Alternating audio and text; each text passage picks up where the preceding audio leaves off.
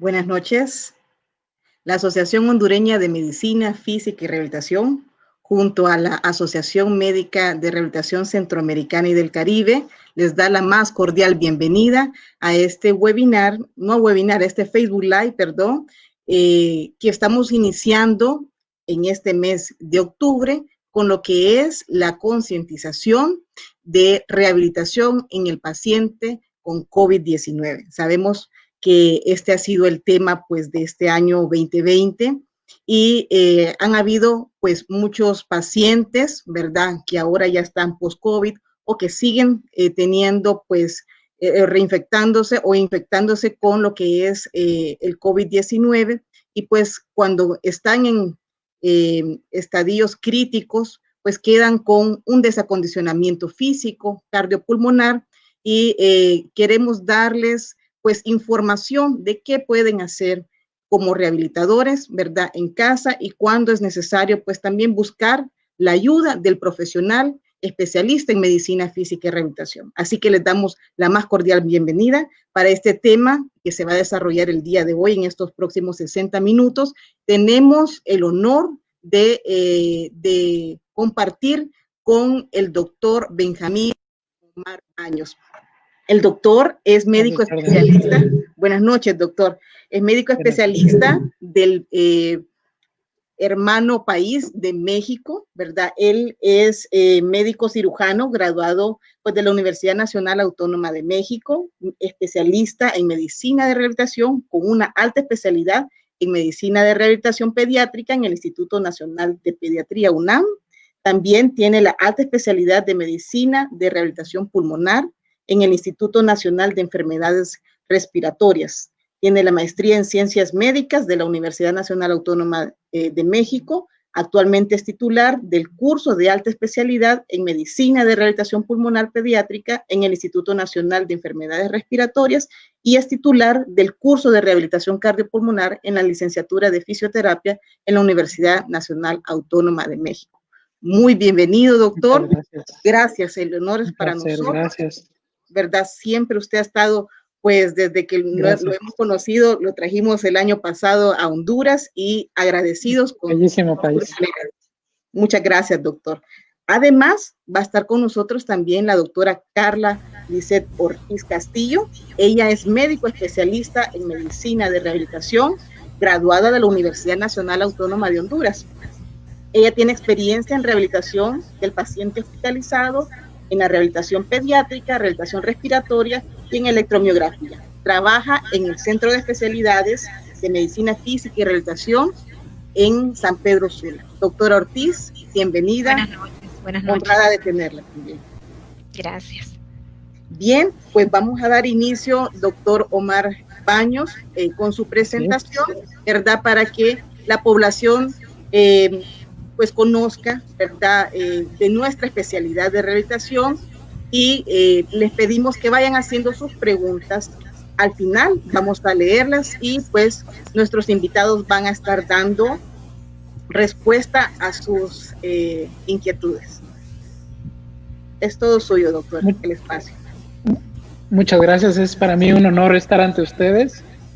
No saben para mí el gozo que me da poder compartir esta información y poder establecer conocimientos prácticos que puedan favorecer la progresión y sobre todo el beneficio que siempre es establecer condiciones de calidad de vida óptimas en nuestros pacientes. Muchas gracias. Protocolos de rehabilitación en pacientes infectados por COVID-19 pues ha sido una condición que actualmente nos va a llevar a la necesidad de cambiar tanto hábitos de vida como hábitos de atención.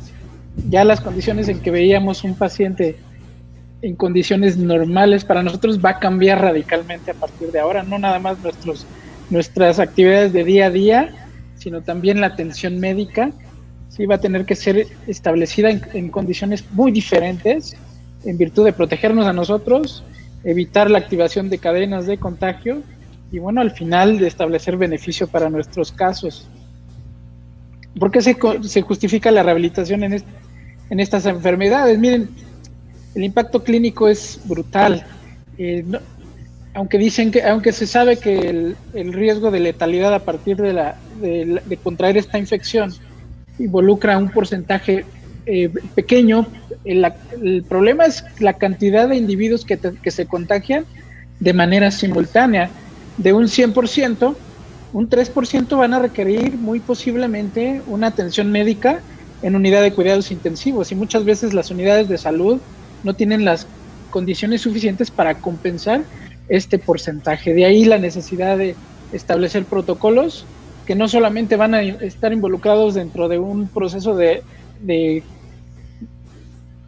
un proceso al final de las condiciones del paciente para frenar el daño, sino también los protocolos de rehabilitación se pueden implementar en distintos escenarios: fase aguda, posaguda, hospitalización y convalecencia, y por supuesto el protocolo de tratamiento ambulatorio.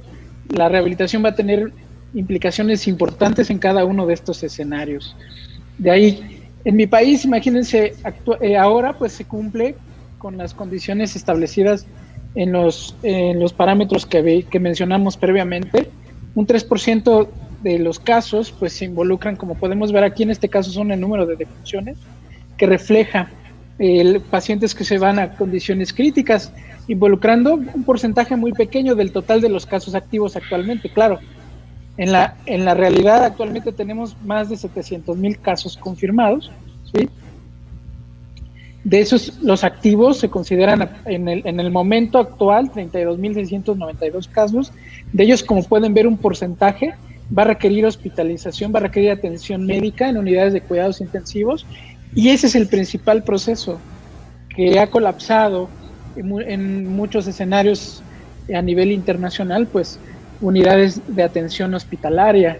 De ahí la necesidad de establecer parámetros de atención multidisciplinario, dentro de los cuales la rehabilitación va a empezar a tomar un auge impresionante. ¿Por qué? Porque esta enfermedad tiene características importantes asociadas a nuestro enemigo, el coronavirus, ¿sí? Que deja un proceso con un avance tan rápido y con un daño tan avanzado, que pues deja secuelas en pacientes que no generan condiciones de complicaciones multisistémicas, que van a dejar condiciones que se deben de tratar a mediano y a largo plazo.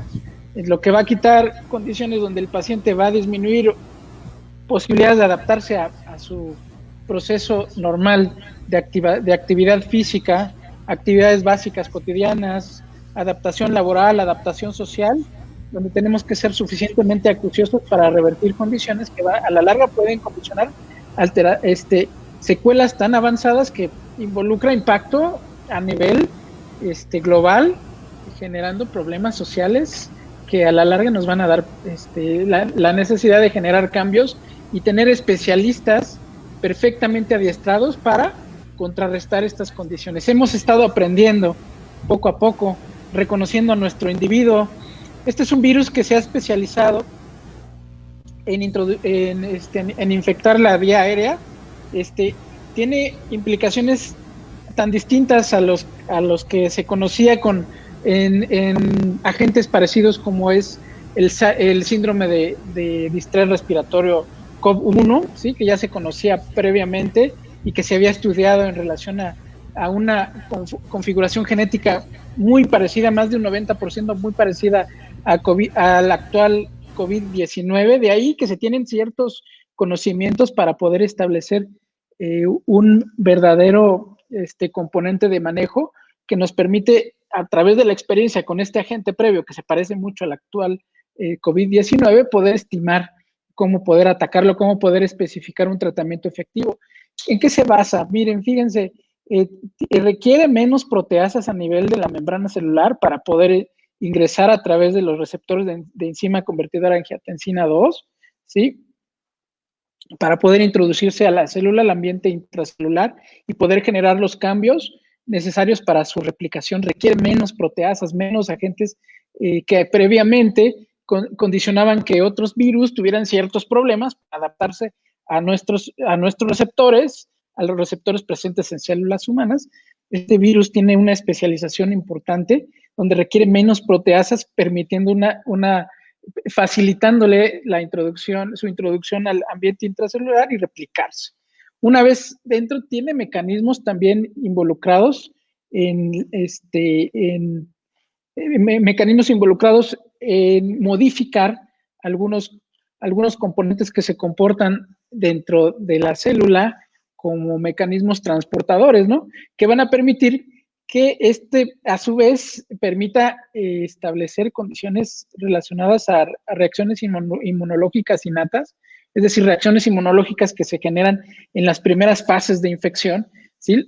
Lo que permite que el virus afecte de manera relevante y pueda generar mecanismos de evasión que hasta la fecha no se habían dilucidado, no se habían observado en condiciones tan específicas y con una especialización tan avanzada que permite que este virus se mantenga viable en la vía aérea y le permita replicarse tan rápidamente que su expansión y su dispersión permita contagiar a otros individuos. Vean ustedes este virus, al afectar los receptores de enzima convertidora de angiotensina 2, pues permite que sus funciones se depleten y se generen componentes que van a comportarse desde el punto de vista sistémico como promotores de un componente de afectación tan desorganizada desde el punto de vista de respuesta inmunológica, que va a generar daño autoinfligido por este componente de respuesta tan dispersa, tan desorganizada, que inicialmente genera a partir de una respuesta inmunológica innata, pues completamente desfasada, ¿no? Aquí tenemos, por ejemplo, las funciones relevantes a partir de la expresión adecuada de la enzima convertidora de angiotensina. Esta genera que se produzca angiotensina 1,9 y angiotensina 1,7, ¿sí? Lo cual habitualmente tiene acciones antihipertróficas, antifibróticas, antioxidantes. Al no existir la conversión de estos factores, pues se van a generar los efectos contrarios, ¿no? Esto en una fase inicial, pues va a ser un componente que va a precipitar la producción de marcadores inflamatorios que van a tener efectos sistémicos tan graves, ¿sí? Que en un momento dado el organismo va a ser incapaz de soportar o de compensar las secuelas que esto genera. Este virus se ha vuelto muy específico para generar este proceso. La respuesta innata normalmente, como podemos ver aquí, genera receptores expresa a nivel de la membrana celular de aquellas células que fueron infectadas por este virus. En este caso, la vía de entrada es la vía aérea. Como pueden ver, este virus utiliza la vía aérea, los neumocitos tipo 1, como principales mediadores de las fases iniciales de la infección. Habitualmente, estas células infectadas pues expresan marcadores de histocompatibilidad en su superficie, pues que estas células inmunitarias de respuesta inmediata, que son las células natural killer y los macrófagos, reconozcan esta célula que está infectada, ¿sí? Y la destruyan, la maten. Este virus ha generado que estos marcadores de superficie de histocompatibilidad no permitan que se reduzca la acción que inicialmente se precipitó a través de la presencia de este virus y las complicaciones que genera en las células infectadas. Estas células dejan de reconocer estos marcadores de histocompatibilidad y se perpetúa la respuesta inflamatoria, que a la larga se complica. ¿Por qué? Porque una respuesta inflamatoria que no se detiene empieza a afectar incluso las mismas células inflamatorias. Las mismas células inflamatorias empiezan a comportar como mecanismos de infección viral, mecanismos receptoras de infección viral, permitiendo que el virus interactúe. Ven, aquí está una célula inflamatoria infectada en su superficie por el mismo virus. ¿Por qué? Porque esta célula inflamatoria no fue frenada por los mecanismos iniciales inmunológicos innatos de respuesta. La misma célula inflamatoria se convierte en una célula que va a perpetuar la replicación del virus, generando mecanismos de evasión que caracterizan a esta infección. Además, va a generar la expresión anómala de interferón. El interferón en general tiene como misión establecer mecanismos de transcripción en relación al reconocimiento de las estructuras del virus que se introduce a las células. Hay algunos sustratos que funcionan como transportadores dentro del ambiente intracelular. Estos transportadores dejan de funcionar, dejan de generar una respuesta adecuada al reconocimiento de las estructuras del virus. Una vez que el virus se introduce a la célula, normalmente la célula las reconoce y las presenta dentro, al desglosar los componentes del virus, las representa a otras células inflamatorias para que generen una respuesta celular adaptativa. Este mecanismo, ¿qué creen? Que se ve también alterado. Las células alteran mecanismos de transcripción, de presentación de antígeno, y no nada más se ven afectadas por una falta de retribución en relación a los mecanismos de retroalimentación que permiten que se frene, una vez reconocidos estos antígenos de histocompatibilidad de las células infectadas. Esto no frena la activación de células inflamatorias, aunado a las alteraciones en condiciones de presentación de antígeno, generando que se presente un comportamiento de esta magnitud. Vean ustedes aquí, si hay una respuesta temprana de interferón que permite un mecanismo de presentación de antígeno adecuados, vean, la enfermedad se contrarresta. Es lo que sucede en la mayoría de las personas. Quienes no tienen componentes de homeostasis alterada, por ejemplo, tener diabetes, tener presión alta, tener complicaciones cardiovasculares crónicas, genera que esto se comporte como mecanismos de homeostasis que van a perpetuar la posibilidad de que el virus, ¿sí?, genere una respuesta inmunológica con una expresión desorganizada. Vean ustedes, esto es lo que pasa con el 80%. Gente joven que no tiene problemas orgánicos, bueno, se genera una respuesta de interferón y de representación de antígeno inmediata, y bueno, la infección se produce en antígenos adecuados para, pues, los componentes que configuran la membrana, las proteínas que expresa el virus y que pueden fungir como marcadores para los antígenos que lo pueden remitir y pueden disminuir su progresión o su expansión y su replicación, ¿sí?, generando que la enfermedad curse de manera leve. Pero vean ustedes cómo una respuesta alterada con mecanismos de retroalimentación alterados, ¿por qué? Porque el virus ralentiza la respuesta inmunológica a través de estos mecanismos de evasión.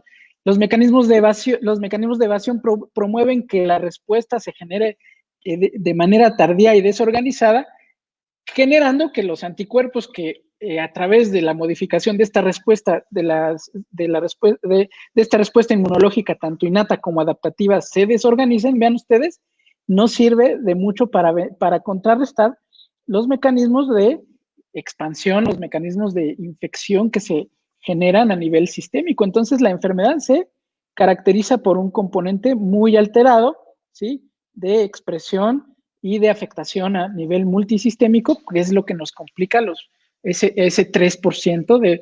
De ese 100%, 10% de los pacientes sufren infección sistémica que requiere atención médica, y de ese 10%, 3% van a requerir atención en la terapia intensiva. El principal componente que lleva al paciente a generar esta respuesta desorganizada son aquellos que alteran la homeostasis para homeostasis general que mantienen a nuestro organismo expuesto a condiciones de estrés oxidativo, de una falta de capacidad para compensar los sustratos normales, productos de un metabolismo oxidativamente sano, que puede ser implicado, también mencionan mucho en la literatura, pues, los radicales libres, un componente inflamatorio que genera una respuesta desorganizada y que a la final produce esta respuesta inmunitaria que afecta principalmente la estructura de las células, donde este mecanismo de respuesta se genera inicialmente, que es la vía aérea. Ven ustedes, aquí, una vez que se genera el problema de una respuesta inmunitaria desorganizada, pues empieza a perder integridad la superficie relacionada a la membrana alveolar, el espacio relacionado a la superficie alveolo hematológica, es decir, tomando en cuenta la superficie de intercambio, intersticio, y los vasculares que rodean al alveolo. Vean, aquí está la vía de entrada, y los alveolos empiezan a degenerarse. ¿Qué pasa? Pues el alveolo, las células epiteliales del alveolo, pues mueren y se van regenerando. ¿Y qué creen que pasa? Se regeneran, que expresan nuevas receptores de enzima convertidora de angiotensina 2, lo cual favorece que el virus siga infectando estas estas células epiteliales del neumocito, estas células epiteliales del neumocito tipo 1 que van regenerándose, van expresando nuevos receptores de enzima angiotensina 2 y esto favorece que el virus continúe perpetuando sus mecanismos de replicación. Fíjense ustedes lo drástico que esto promueve. Posteriormente se va a perder la integridad a partir de la pérdida de equilibrio hidrostático en relación al intersticio, las condiciones que mantienen el intersticio en condiciones estables. Esto va a generar que a la larga, pues esto se convierta en un proceso de barrera. El alveolo se va a empezar a llenar de infiltrados, pus o líquido o fluidos que normalmente no deberían estar a este nivel y se van a comportar como barrera. ¿Para qué? Para generar una alteración inicialmente en componentes ventilatorios perfusorios. Más adelante empieza a haber daño a nivel endotelial en relación al lecho vascular pulmonar, que va a complicar aún más los componentes ventilatorio-perfusorios para mantener el consumo molecular de oxígeno que requiere el paciente, ¿sí? Y en relación al gasto de energía que aumenta con la presencia de las complicaciones asociadas a la enfermedad. Vean ustedes, ya que hay una tormenta de citocinas, ¿por qué? Porque pues la infección pues no tuvo una progresión favorable, se generó pues esta respuesta desorganizada a nivel sistémico. Aquí están los radicales libres que no se ven, digamos, frenados. ¿Por qué? Porque hay alteraciones de la homeostasis ya por condiciones de comorbilidad y ahora intensificadas por el componente de deterioro en fase aguda, ¿no? Esto lleva al paciente a condiciones de sepsis y bueno, aquí es donde el médico debe ser muy específico. Los pacientes mejoran si se es agresivo con un tratamiento en fases iniciales en relación al manejo adecuado que el paciente requiere. Hay que ser muy agresivos. Si el paciente empieza a presentar deterioro que no responde a las medidas iniciales, muchas veces se prefiere una intubación temprana, electiva, desde cierto punto de vista, a una intubación de urgencia, ¿no? Donde el paciente tiene menos reserva, menos margen de maniobra para poder compensarlo. Normalmente el paciente evoluciona en sepsis, posteriormente choque séptico y al final daño multiorgánico. Cuando el paciente tiene daño multiorgánico, lo más común es que haya que compensar 2 o más órganos artificialmente, requiere hemodiálisis, requiere ultrafiltrado y actualmente membranas extracorpóreas, ¿no? Para generar un puente que permita al paciente disminuir el gasto de energía a nivel de sistema respiratorio, permitiéndole mejorar progresivamente, sustituyendo pues la oxigenación a partir de membranas extracorpóreas, ¿no? Pero bueno, es un manejo avanzado que son gastos enormes y que muchos hospitales de segundo nivel pues no tienen acceso a ello, ¿no? El problema es que muchos pacientes se van simultáneamente a estos procesos, por eso hay que ser muy específicos en el manejo inicial, evitar que el paciente progrese de esa manera, se vaya de choque séptico a daño multiorgánico. Ya cuando el paciente tiene daño multiorgánico, el proceso de progresión y el proceso de mejoría requiere un manejo muy distinto, ¿no? Que requiere estrategias muy complejas, apoyo económico inmenso, sí, y la intervención de muchísima gente detrás del paciente para poder favorecer una adecuada resolución.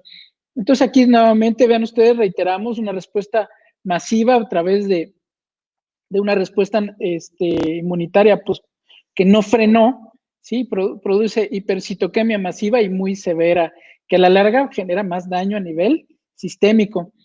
Bien, ya la fase siguiente, por eso muchos de los marcadores que nos generan la necesidad de intervenir oportunamente, pues se refieren a aquellos derivados de componentes tromboinflamatorios como es el dímero D, o ya en fases avanzadas, ¿sí? Se refiere que la enfermedad empieza a alterar incluso a nivel eritrocitario, ¿no? El componente inflamatorio es tan intenso que hay alteraciones a nivel eritrocitario, incluso se menciona que las células inflamatorias que no están frenadas empiezan a fagocitar otras células inflamatorias, incluyendo también dentro de este escenario, empiezan a fagocitar incluso los eritrocitos como tal. Entonces, otros marcadores como ferritina, que provienen de las alteraciones ya en una condición tromboinflamatoria avanzada, con alteraciones hematológicas, justifica su medición como marcador de gravedad, ¿sí? Aquí, como podemos ver, ya hay trombos, ya el proceso ya no nada más es alteración en la superficie de intercambio, en el intersticio. En la superficie de intercambio, pues podemos tener cierto componente vascular que nos permite mantener la perfusión de estas regiones. Y bueno, si el alveolo está lleno de fluidos, haya ocupación alveolar, pues hay otros alveolos que se pueden reclutar a través de estrategias de ventilación. Por eso uno es tan acucioso, tan detallado, y hay que tener mucho cuidado con los componentes de progresión desde el punto de vista respiratorio para ventilar al paciente de manera adecuada y evitar que se lleven una progresión que nos lleve a estos componentes. Ya cuando hay trombos, ya hay lesión endotelial, esta lesión endotelial va a promover componentes trombofílicos avanzados que pueden diseminarse a otros órganos, generando isquemia, generando microtrombos en la vasculatura microscópica de otros órganos, no nada más el pulmón. Bueno, aquí ya tenemos dos problemas, no nada más el componente ventilatorio, sino ya el componente perfusorio. De ahí que los marcadores inflamatorios, los marcadores de progresión, de tromboinflamación y de alteraciones hematológicas, nos van dando pauta para decidir qué manejo es el que se debe llevar. Paciente que tiene apenas componentes de tromboinflamación, pues puede responder a la pronación, puede responder a las estrategias de ventilación avanzada, ¿sí? Con medidas de protección de la vía aérea para no plastificarla, la vía aérea expuesta a modos ventilatorios muy avanzados o con altos componentes de apoyo, pues se plastifica, cambia componentes de distensibilidad, generando que sea más difícil progresarlos fuera del ventilador. Y bueno, estos pacientes tienen dos condiciones, una condición donde hay alteraciones de la superficie de intercambio con un problema principalmente asociado a alteraciones en el intersticio, ¿sí? Son las fases iniciales, y que estos pacientes requieren modalidades ventilatorias de protección, o ya pacientes con un pulmón rígido, con alteraciones ya de todos los componentes de superficie de intercambio, alveolo, espacio intersticial y lecho vascular pulmonar. Entonces requieren apoyo ventilatorio muy distinto en las diferentes fases. ¿Para qué? Para poder proteger la vía aérea y poderlo progresar favorablemente. Aquí, por ejemplo, tenemos todos los marcadores inflamatorios que se generan con esta respuesta exacerbada, ¿sí? Aquí está la ferritina como el origen de la ferritina como marcador de gravedad, ¿sí? Los macrófagos no inhibidos destruyen células inmunitarias y depletándolas de ahí que vamos a tener en los marcadores inflamatorios ya relacionados a gravedad, de una cuantificación de células inmunitarias a través de los estudios de laboratorio que nos hablan de una progresión más severa, una progresión más profunda en cuanto a los componentes de deterioro. Y ahí la importancia de una estandarización, de un análisis muy meticuloso de los componentes de progresión del paciente. En rehabilitación, pues, no nada más sabemos que el virus tiene vías de entrada solamente la vía aérea y los efectos sistémicos que genera, sino también se está empezando a estudiar que también los músculos expresan receptores de enzima convertida a angiotensina 2 y pueden ser receptores de daño local. También se estudian los componentes de alteración asociados, ¿sí? A la presencia de estos marcadores inflamatorios tan exacerbados que pueden afectar no solamente a nivel muscular, por afectación directa del virus, por diseminación hematógena de estos marcadores inflamatorios que van a desencadenar respuestas a nivel distal, a nivel distante a donde se originó el proceso, que es a nivel pulmonar, ¿no? El pulmón disemina estos componentes inflamatorios a otros órganos y sistemas, generando respuestas muy comunes como son las trombofilias, que van a alterar la vasculatura microscópica en otros órganos, generando isquemia y perpetuando componentes inflamatorios. Este es un mecanismo de respuesta que se está estudiando a nivel muscular. Y también se está estudiando la posibilidad de que la sinapsis a nivel de sistema nervioso periférico también sea un componente como parte de las alteraciones propias de los efectos directos que genera el virus, no nada más a través de la entrada directa en relación a su interacción con estos receptores de enzima convertida de angiotensina. Se está empezando a estudiar las afectaciones a nivel de otros órganos y sistemas. Aquí vemos una célula con disrupción, una fibra muscular con disrupción. En realidad es lo que queremos evitar. Esta disrupción de fibras está generada en un paciente que tiene un componente inflamatorio crónico, o sea, enfermedad pulmonar, en este caso EPOC. Vean ustedes cómo se comporta la fibra en relación a una disrupción de su estructura molecular. ¿Por qué? Porque estuvo expuesta a componente de estrés oxidativo de forma crónica. La célula pierde la capacidad de mantener su homeostasis. La homeostasis, desde el punto de vista de metabolismo, siempre es aeróbico. Y la homeostasis a nivel aeróbico sirve para mantener el ambiente intracelular, para mantener la interacción entre el núcleo y los ribosomas, el núcleo y la membrana, para mantener los canales iónicos estables, mantener el voltaje interno celular. Eso es un componente de homeostasis que siempre es activo y es aeróbico. Pero vean ustedes, acá hay una miofibrilla a la cual se le está regenerando sus cadenas pesadas de miosina, ¿sí? A través de la interacción molecular con un ribosoma, con su ribosoma. Estos son funciones especializadas, es decir, el mantenimiento arquitectónico de la célula en relación a la función de las proteínas contráctiles puede sacrificarse. Si la célula está bajo estrés oxidativo, pues el mantenimiento arquitectónico a nivel molecular, en este caso de las proteínas de contracción, pues se sacrifica y la célula se mantiene viva, mantiene su núcleo vivo, pero no mantiene su integridad desde el punto de vista arquitectónico, su integridad molecular. Y vean cómo la disrupción de las fibras, de las miofibrillas, se genera simplemente porque está expuesto a estrés oxidativo.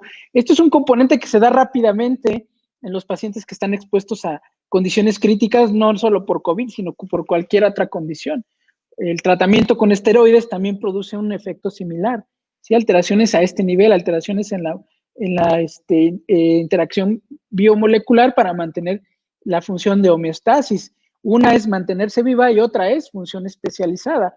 La célula, al estar en estrés, pues genera que desde el punto de vista molecular pierda integridad, generando disrupción. Y por eso un paciente que sale de la terapia, pues no responde ni a la electroterapia. ¿Por qué? Porque no hay integridad molecular de las proteínas contráctiles. La célula se mantuvo viva, pero no íntegra desde el punto de vista estructural. Esto lo podemos ver aquí en condiciones crónicas, donde el muslo de un paciente con una tomografía, a través de una tomografía, pues se ve depletado, se ven fibras musculares depletadas y plastificadas. ¿Por qué? Porque estuvo expuesto a estos mecanismos, ¿sí?, de estrés oxidativo, que a la larga los protocolos de rehabilitación en general tratan de contrarrestar. Esa es la idea de los protocolos de rehabilitación.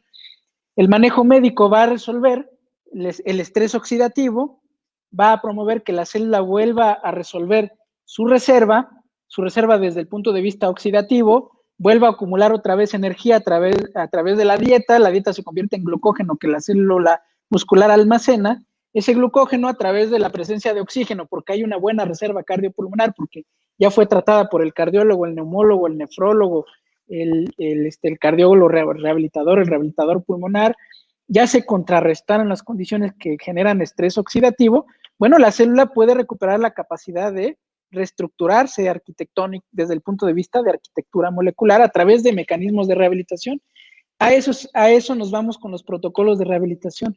Controlar componentes de daño, en este caso asociados a COVID, para poder generar que el paciente resuelva y responda a los protocolos de acondicionamiento, los protocolos de activación física. La rehabilitación se basa en eso, en estrés físico, en protocolos de ejercicio. ¿Por qué? Porque estos van a generar los mecanismos de retroalimentación desde el punto de vista neurológico, endocrinológico, neuromecánico a nivel local, que le van a permitir a la célula readaptarse a la posibilidad de volver a recuperar la capacidad de administrar su energía, ¿sí?, con eficiencia. Una vez resueltos los componentes que la llevaron a estrés oxidativo, que no le permitieron administrar energía porque ya pierde esa reserva para administrar energía de manera adecuada, energía de buena calidad, ¿sí?, la célula tiene que seguirse moviendo, pero si no hay oxígeno, no le queda otra más que utilizar vías metabólicas para producir energía desde el punto de vista, pues, anaeróbico, ¿sí?, desde el punto de vista anaeróbico. Tiene homeostasis aeróbica, esa siempre se mantiene, pero las funciones especializadas, pues, si no tiene reserva, se va a un estrato de metabólico puramente anaeróbico, lo cual normalmente no deja condiciones que permitan que el paciente responda a los protocolos de rehabilitación. Esa es la idea. Rehabilitar al paciente involucra regresarle a las células la capacidad, ¿sí? De administrar su energía tratando de obtener energía de buena calidad a partir de metabolizar los sustratos de reserva, en este caso glucógeno. Si no hay oxígeno porque está enfermo cardiopulmonar por cualquier causa, pues solamente se mantiene viva y no guarda reserva. Hay actividad de las proteínas contráctiles, pero esta es menos eficiente a partir de metabolismos anaeróbicos generados por estrés oxidativo. Hay falta de salud oxidativa. El Medicor devuelve la salud oxidativa y los mecanismos de contracción, los mecanismos de función especializada retornan a las condiciones normales donde la célula puede otra vez administrar su energía y obtener energía de alta calidad sin sustratos metabólicos que simplemente van a generar que a la larga la célula se plastifique. Entonces, esa es la idea de las directivas en relación a las directivas de rehabilitación. Promover protocolos de acondicionamiento tomando en cuenta, pues, un componente global en el paciente, ¿no? Ya que actualmente nos enfrentamos a una patología grave, altamente contagiosa, de alta patogenicidad, donde el paciente cursa con una progresión rápida y con un daño multiorgánico a distintos niveles y con distinto grado de niveles de deterioro. Pero no debemos olvidar que primero está nuestra seguridad. Debemos determinar una selección muy adecuada del paciente y el pronóstico que va a tener para poder nosotros establecer un protocolo que nos permita intervenir siempre con componentes de seguridad. Una vez que el paciente resuelve y que muchas veces la mayoría lo hacen, si se resuelve favorablemente desde las etapas iniciales, pues el paciente va a requerir un manejo ambulatorio muy agresivo también por las secuelas tan intensas que esto genera.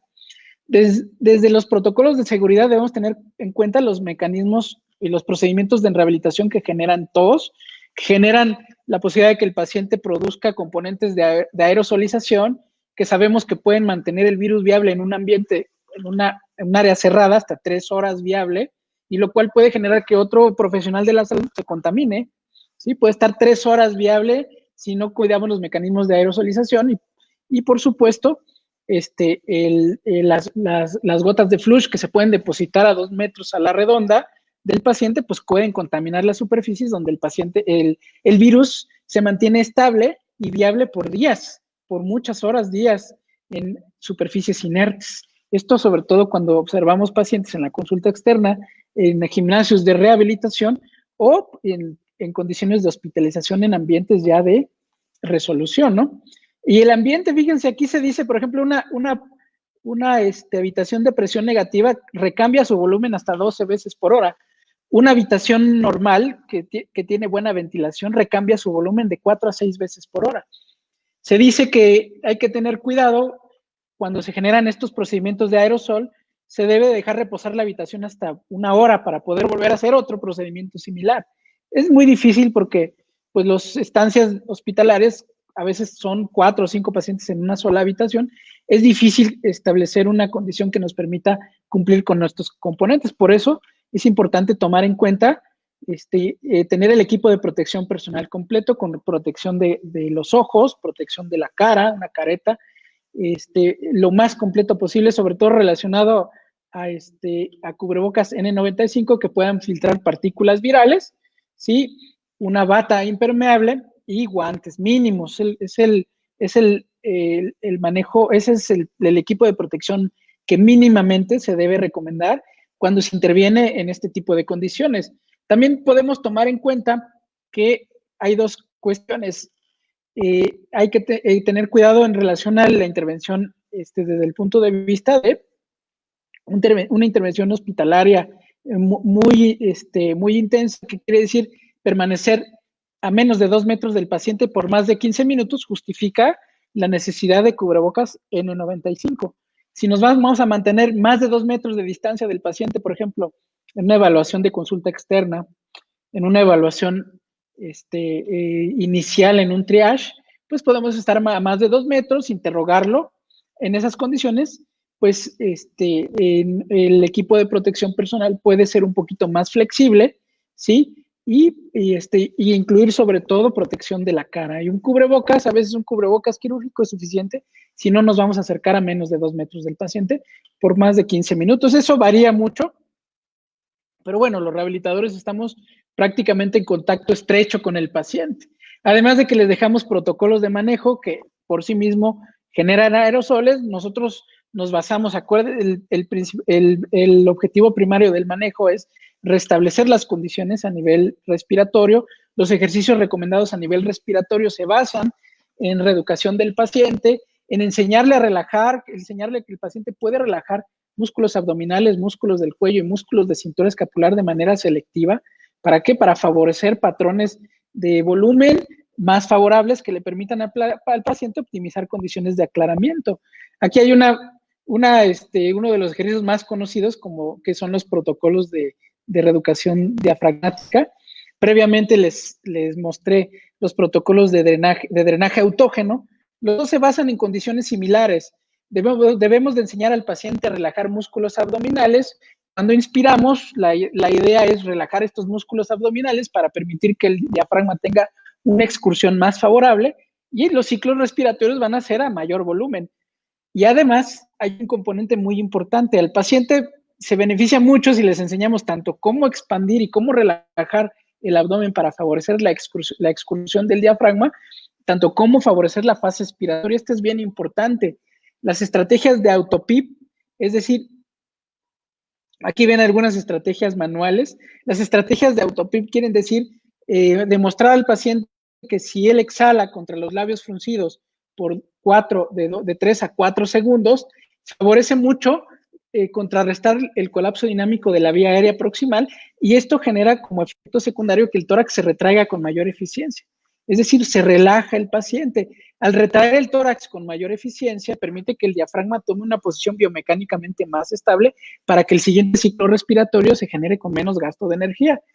Con técnicas dirigidas que pueden ser en posiciones laterales. Aquí hay una técnica que se llama el GOLD, expiración lenta total con glotis abierta en decúbito lateral.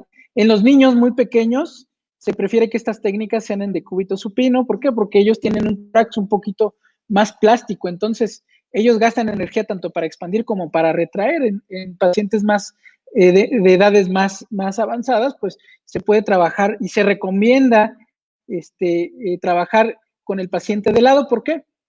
Porque esto promueve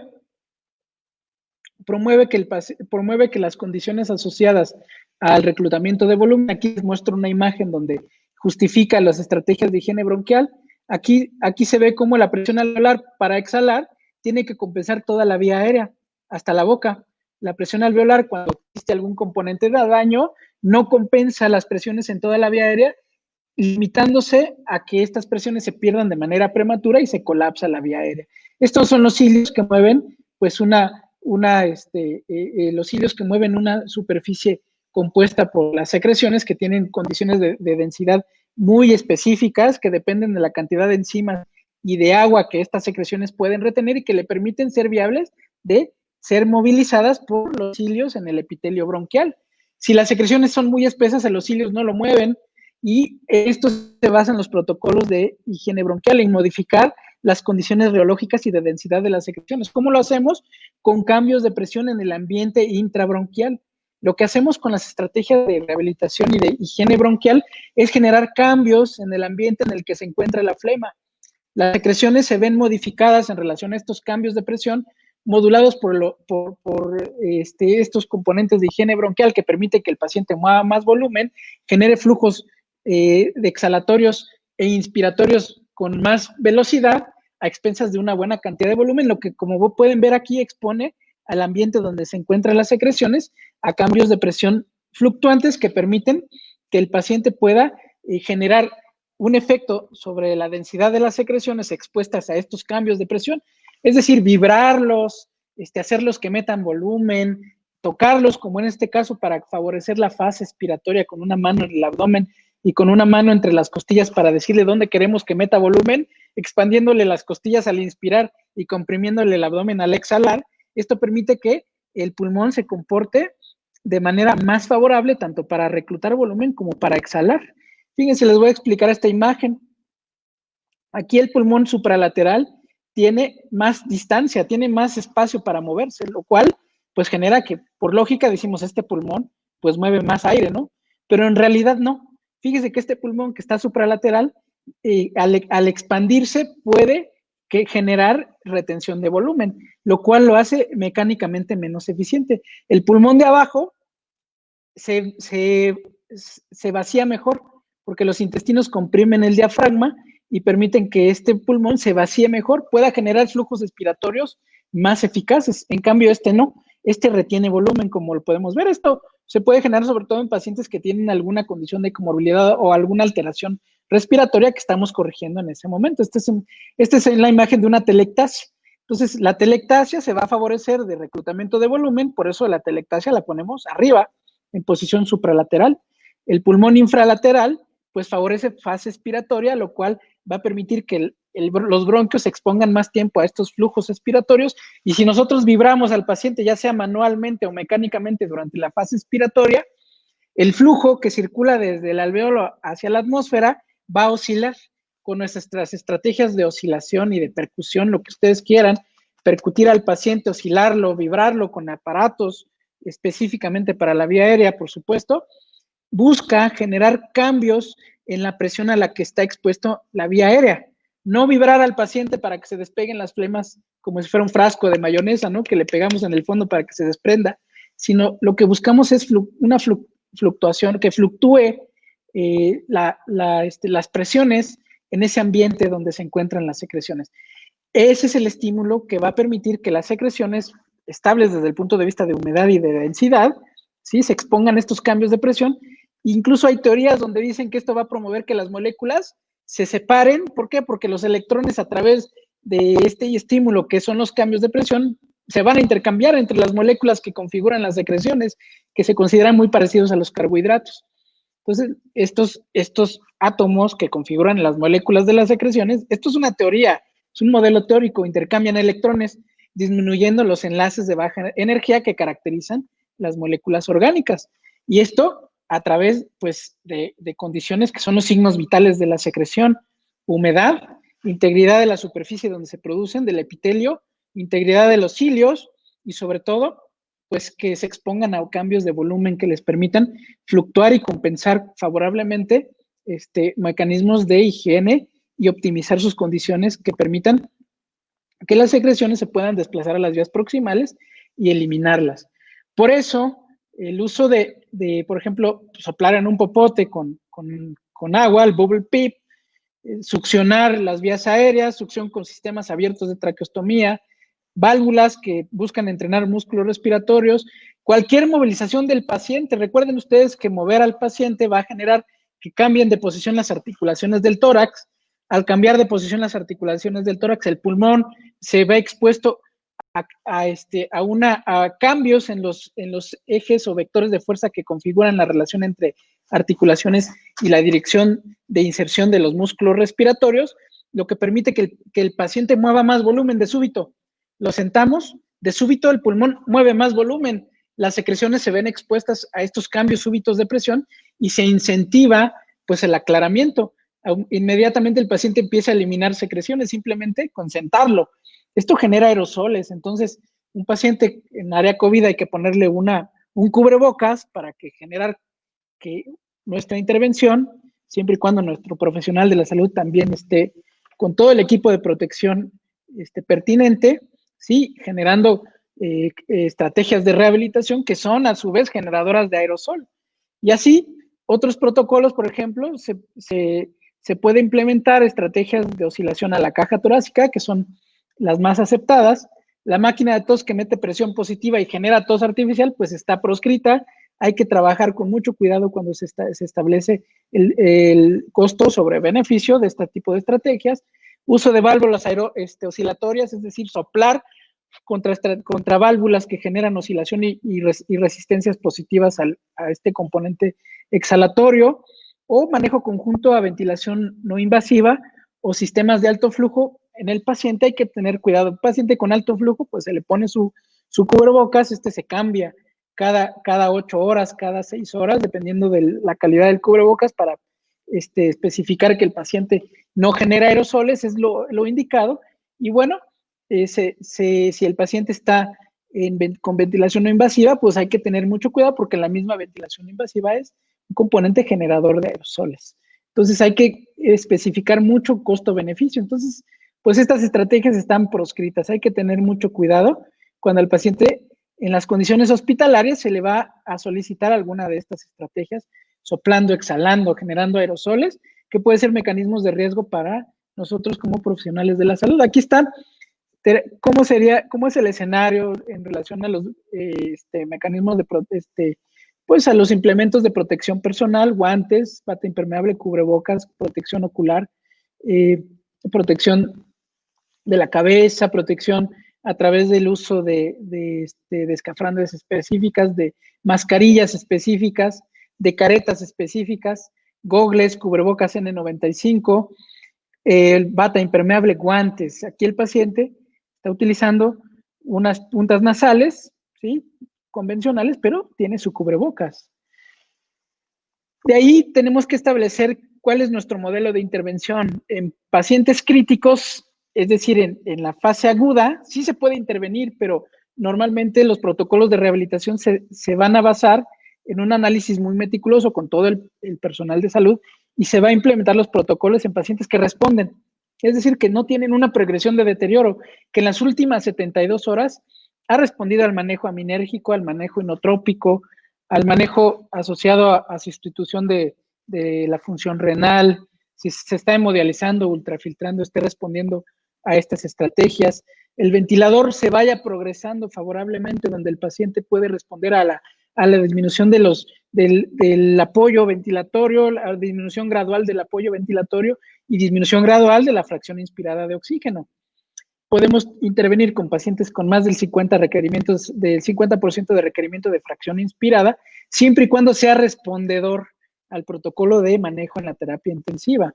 Vean ustedes, vemos este tipo de condiciones, este paciente está en CIRA, vean ustedes la tomografía, este paciente tiene un componente de congestión importante por falla cardíaca.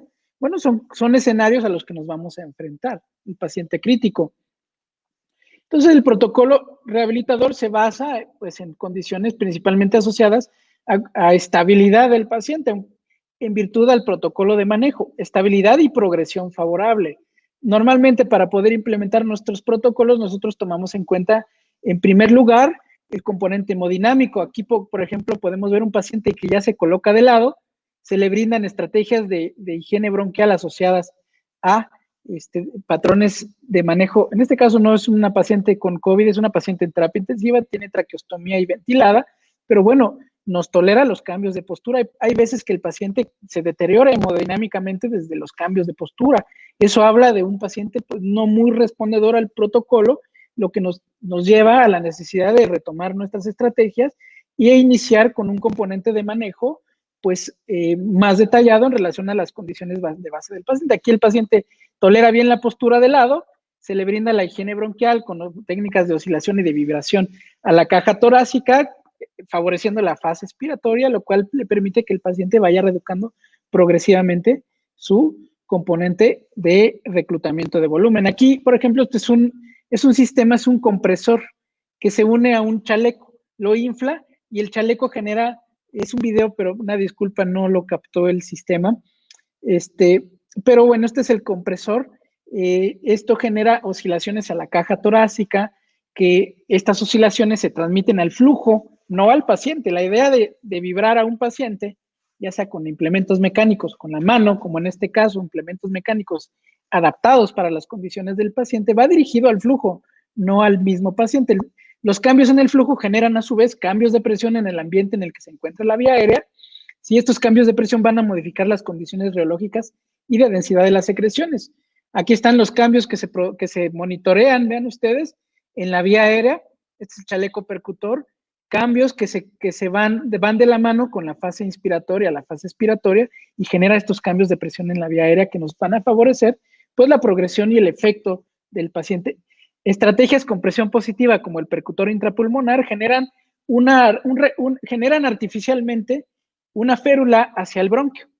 Esta férula del bronquio artificial a través de la presión positiva promueve que el alveolo genere cambios en su volumen con mayor facilidad. Aquí está un alveolo colapsado por una secreción que no le permite mover volumen. Este aparato, que es de presión positiva, está proscrito, hay que tener mucho cuidado. Los implementos de presión positiva en COVID no se permiten, pero eso yo se los quise enseñar o mostrar para determinar más o menos cómo trabajan estos instrumentos para poder promover beneficio al paciente. Entonces, estos instrumentos ferulizan el alveolo, es decir, mantienen una presión constante. En este caso, mantiene una presión constante que no varía, pero sobre esa presión constante fluctúa en relación a cambios drásticos oscilatorios. Por eso se llama percutor intrapulmonar. Tiene una presión constante, pero por arriba de esa presión constante fluctúa sin perder este mecanismo de estabilidad. Esto permite que esta presión constante, pero que fluctúa, permite mantener ferulizado el bronquio.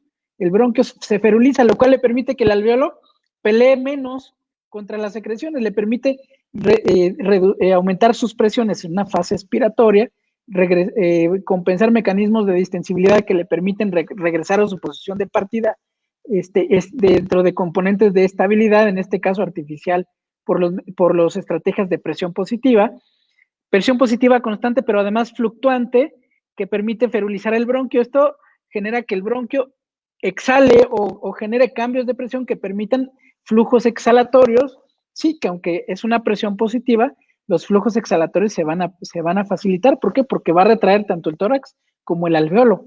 Eso va a permitir que se generen componentes de reclutamiento más eficientes y el paciente se vea expuesto a beneficios, ya que su aclaramiento va a ser más óptimo.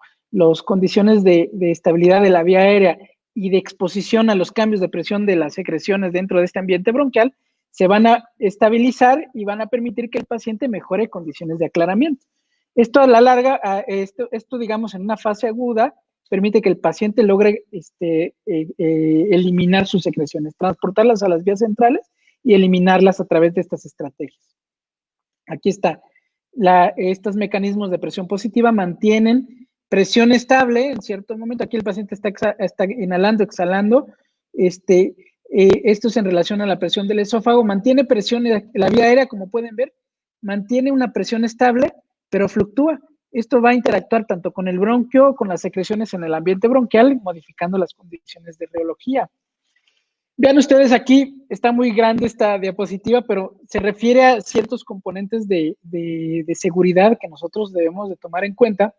Si en pacientes que ya se pueden progresar, siempre vamos a generar, dentro de la idea del reconocimiento de los umbrales de gasto de energía, sí, una progresión donde se intensifica más o menos entre 1 y 3 METs, ¿sí? Cada vez que intentamos implementar protocolos de acondicionamiento. Por ejemplo, caminar involucra un gasto de energía de 3 METs. Vean ustedes la intensidad, imagínense ustedes caminar libre por la calle sin tener conciencia de ello, digámoslo hasta cierto punto. Caminar normal involucra un gasto de energía que puede involucrar 3 METs de carga, más o menos, para que se den una idea de la intensidad de los protocolos de acondicionamiento que se imponen a pacientes con deterioro asociado a condiciones agudas, ¿sí? Y los cuales nos va a dar un margen de maniobra para que el paciente responda a los procesos, ¿no? Al proceso de reeducación y de activación física. Recuerden ustedes que uno de los objetivos es establecer que el paciente compense más o menos un gasto de energía del 50% a lo que es capaz de compensar en forma global. Si el paciente no se expone a esa intensidad, nuestros protocolos de activación física pueden ser que no tengan un efecto deseado a corto plazo. Pero un paciente enfermo puede tener un gasto de energía total para nosotros que puede ser nada, simplemente mantenerse despierto puede ser el 100% de su componente de gasto de energía global. Entonces, nuestros protocolos deben de adaptarse a estos umbrales de gasto de energía del paciente, porque si lo sobrecargamos, vamos a precipitar que se inflame más rápidamente. Entonces, algunas condiciones de riesgo o de que nos contraindican es la presencia de fiebre, escala de Borg que no genere más de 3 en este índice de Borg modificado, los controles radiológicos que no haya deteriorado más del 50% del parénquima en las últimas 48 horas nos permiten intervenir con estos pacientes desde el punto de vista de rehabilitación pulmonar y rehabilitación física. La saturación siempre por arriba del 90%. A nivel del mar es 95%, lo que a nivel de la altura de la Ciudad de México, que tiene más de 2.200 metros sobre el nivel del mar, aquí porcentaje de saturación es 90%, menos de 90%, pues nos contraindica implementar protocolos de activación física.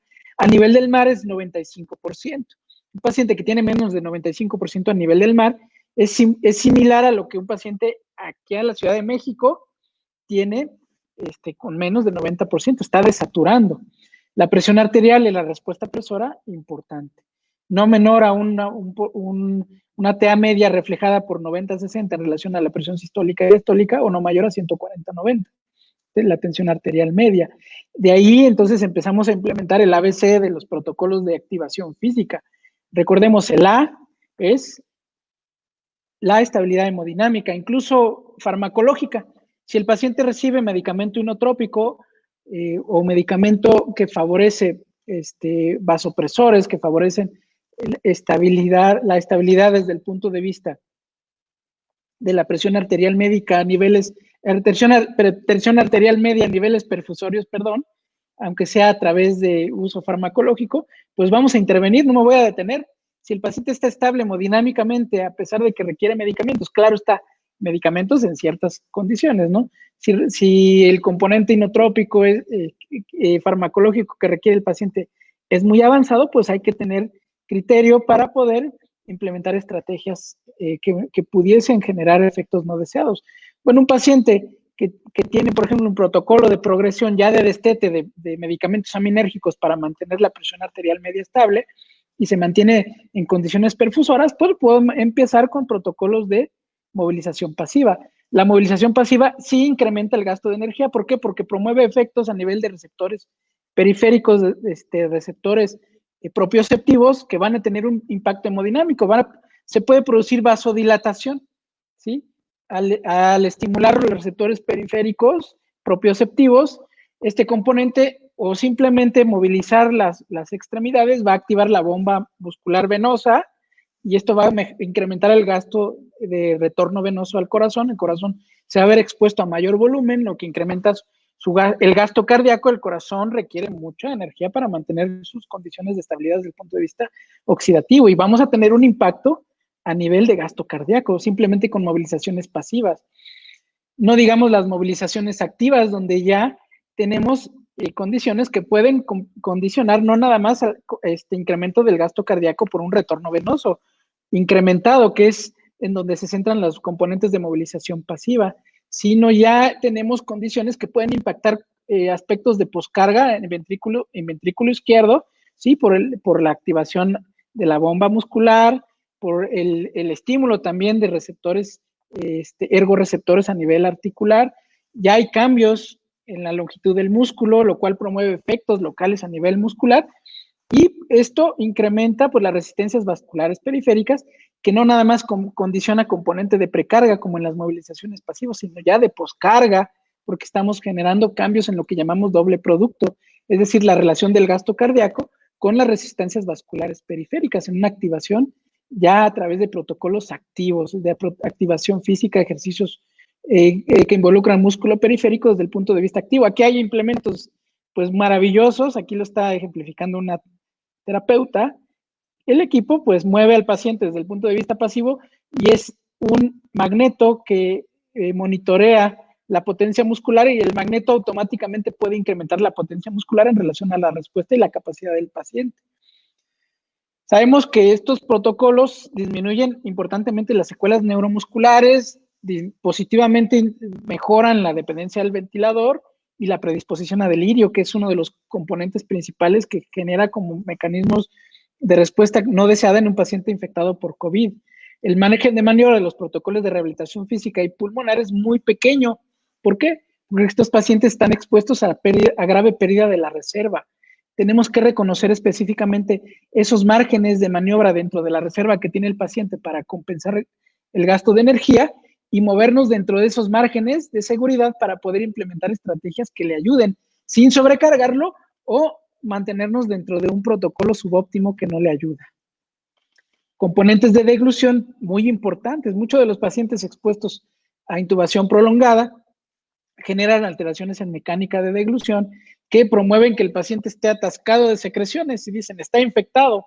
Propiamente, sí está colonizado, pero aparte la colonización proviene de la incluso sus propias salivas, sus propias secreciones supraglóticas no las compensan, no las manejan, lo cual promueve que constantemente se esté inoculando con unidades formadoras de bacterias a la vía aérea proximal, perpetuando colonización de la misma y generando mayor predisposición a infecciones de la vía aérea inferior, neumonías asociadas a la estancia hospitalaria.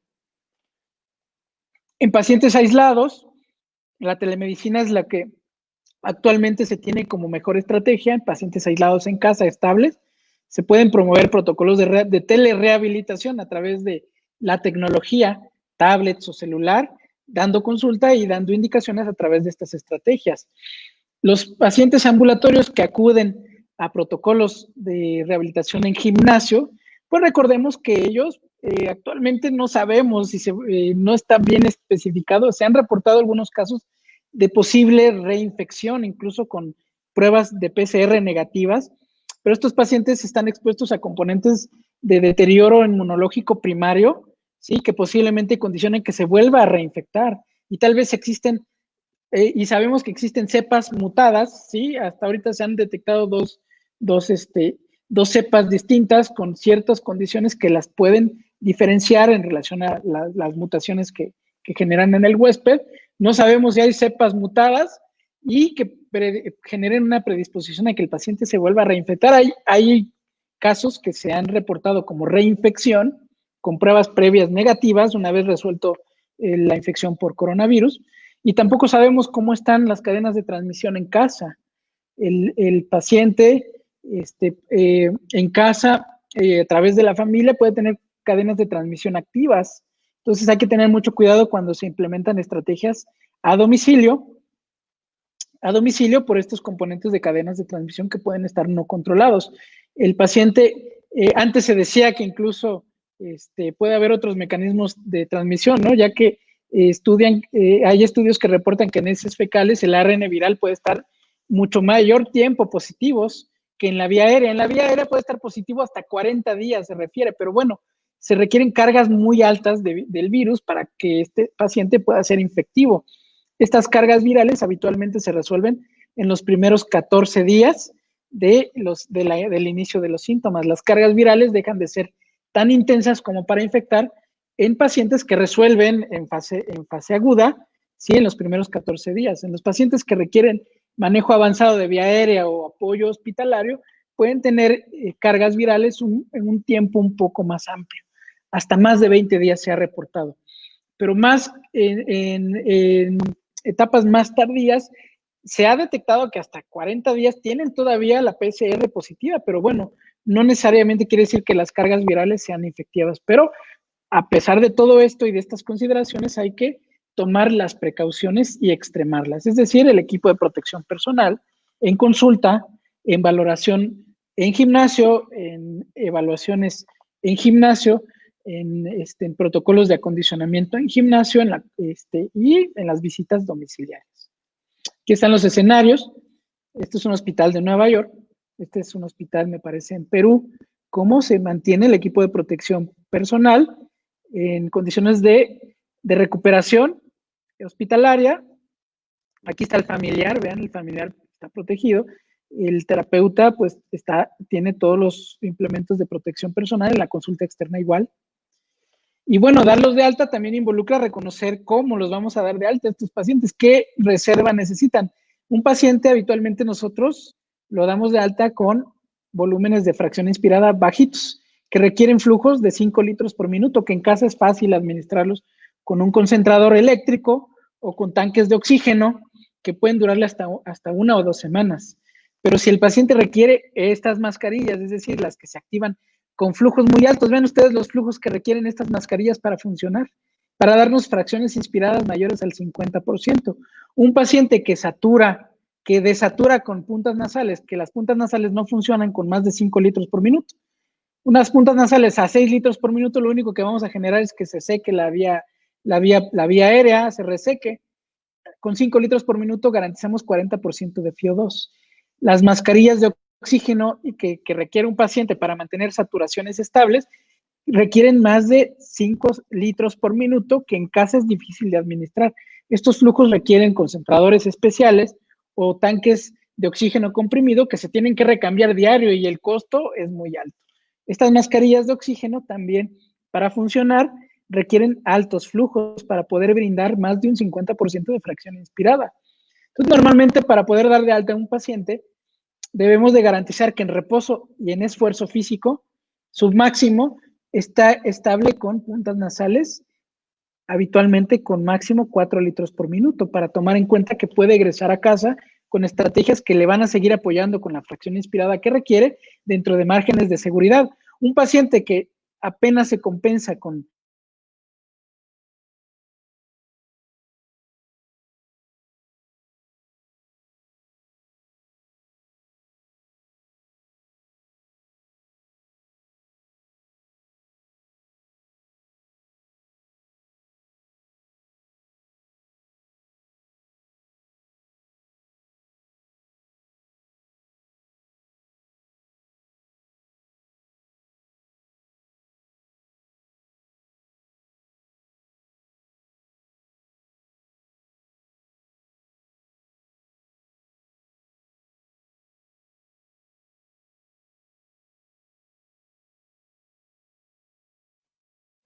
Doctor Baños, no se le escucha.